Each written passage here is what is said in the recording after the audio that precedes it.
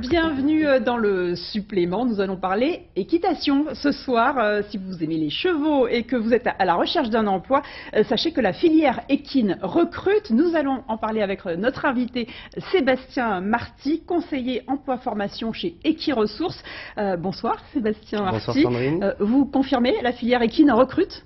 Alors aujourd'hui, nous arrivons en pleine saison estivale et nous sommes effectivement à la recherche de nombreux moniteurs d'équitation ou palefreniers pour s'occuper des chevaux et accueillir les vacanciers dans notre belle région. D'ailleurs, votre organisme Equiresources a été créé spécialement parce qu'il y avait une forte demande. Equiresources a été créé il y a une douzaine d'années de façon à subvenir à la filière en termes de recrutement et pour aider un petit peu le Pôle emploi, voilà, qui sont nos partenaires aujourd'hui. Et nous diffusons à travers un site internet qui est une plateforme de mise en relation des offres d'emploi et recueillons toutes les candidatures afin de les transmettre aux différents employeurs. D'accord, faites le lien entre les employeurs et les demandeurs d'emploi. Tout à fait. Alors, il y a toutes sortes de métiers liés aux chevaux. Nous allons en découvrir un, c'est celui de garde équestre. Une école a été créée en 2013 en Gironde afin de former spécifiquement ces gardes et leurs chevaux. C'est un reportage d'Élise Galland et Sébastien Delalot. Bonjour monsieur, garde équestre. Eh ben alors, On va vous raccompagner à la sortie. elle est là, la sortie. Non. Si, elle est là. Allez. En 15 secondes, l'individu est maîtrisé par une prise de colle. Une des techniques enseignées dans cette école de garde équestre. Cette formation unique en France existe depuis 5 ans. Manon a choisi de la suivre avec son cheval. Il faut qu'il ait confiance, qu'il ait peur de rien, entre guillemets, qu'il avance face à un individu, il peut être alcoolisé, ça peut être un individu quelconque. Donc il faut qu'il soit pas courageux, mais un peu quand même. Des qualités naturelles travaillées ici ensuite pendant 4 mois. On les désensibilise à tout ce qui va être pétard, coup de fusil, coup de pistolet, au fumigène, donc à toutes les fumées, à du bruit. On va vraiment les désensibiliser pour qu'ils n'aient plus peur de la moindre chose une fois qu'ils sont en mission. Des missions qui recouvrent différents métiers, gardes particuliers, agents de sécurité ou police municipale. On dit habituellement qu'un binôme de garde équestre entraîné correspond à 8 à 10 hommes à pied. Donc un garde équestre, c'est une personne qui est plus haut. Donc il voit mieux les choses, et c'est une personne qui peut voir à 360 degrés.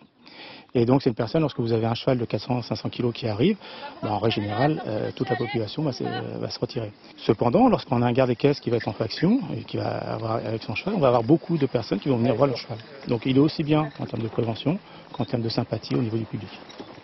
Au-delà des interventions, les cavaliers apprennent aussi d'autres savoir-faire. Notre animal, c'est notre outil de travail, donc du coup on est obligé de savoir reconnaître si notre cheval va bien ou s'il va pas bien. On a un cours de maréchalerie, donc pour savoir mettre un fer et le déferrer. Et on a aussi des 2 jours de formation veto.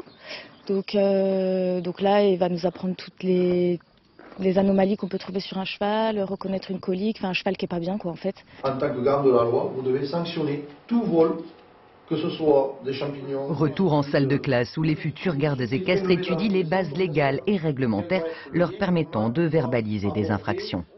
Un garde particulier assermenté est le garant de la loi. En stage, on leur montre, par exemple, comment constater une infraction, comment surveiller un territoire. Bon, il y a des règles de base, il y a des règles techniques à apprendre et des règles juridiques. Moi, ça me plaît de pouvoir protéger le territoire, de protéger les espaces naturels. Travailler avec les chevaux en plus, on est complètement dans ce domaine-là. Donc voilà, il faut en passer par cette partie juridique de toute façon pour apprendre à travailler correctement. Dès cet été, vous croiserez peut-être ces cavalières et leurs chevaux dans vos villes, parcs ou forêts. Le métier de garde équestre est en pleine expansion. Une 40aine d'emplois est à pourvoir cette année. Sébastien Marty, il y a des emplois, mais il y a des difficultés à recruter, c'est ça ? Effectivement, ce sont des métiers qui demandent beaucoup de rigueur, beaucoup de patience, être présent du soir au matin, du dimanche au lundi, ou du lundi au dimanche, pardon. Donc voilà, l'animal a besoin de soins quotidiens, et de même que la clientèle que l'on doit accueillir aussi. On a aussi quelques difficultés au niveau des contrats, qui des fois ne sont pas toujours des contrats à temps plein, donc c'est difficile de composer avec plusieurs structures. Voilà. Alors, à qui s'adressent ces métiers du cheval ? À des passionnés. C'est un métier passion. De toute façon, le cheval, à partir du moment où on décide de le côtoyer au jour le jour, on lui donnerait, je dirais, un petit peu un morceau de sa vie. Oui, vous encourageriez les jeunes à s'orienter vers ces métiers malgré les difficultés ? S'ils sont passionnés, je pense qu'ils y viendront à un moment ou à un autre. Oui. Parmi les métiers un peu nouveaux, vous me parliez de l'équicie. Alors, qu'est-ce que c'est l'équicie? L'équicie, c'est le mot juste que l'on utilise aujourd'hui pour remplacer un petit peu le mot d'équithérapie, puisque l'équithérapie est destinée à des gens qui sont des soignants. L'équicie est une discipline qui permet de résoudre des conflits sociaux en utilisant le cheval comme moyen pédagogique ou moyen de médiation, justement. Voilà, il existe une formation aujourd'hui pour se former, pour exercer ce métier pleinement, mais on peut très bien, avec un simple diplôme d'enseignant, accueillir des publics en difficulté au sein d'une structure telle un centre équestre et leur faire profiter de côtoyer l'animal et essayer de discuter un petit peu avec eux, en partenariat éventuellement avec une équipe de soignants qui peut être là aussi. Et comment ça se passe? Comment le cheval peut résoudre des conflits?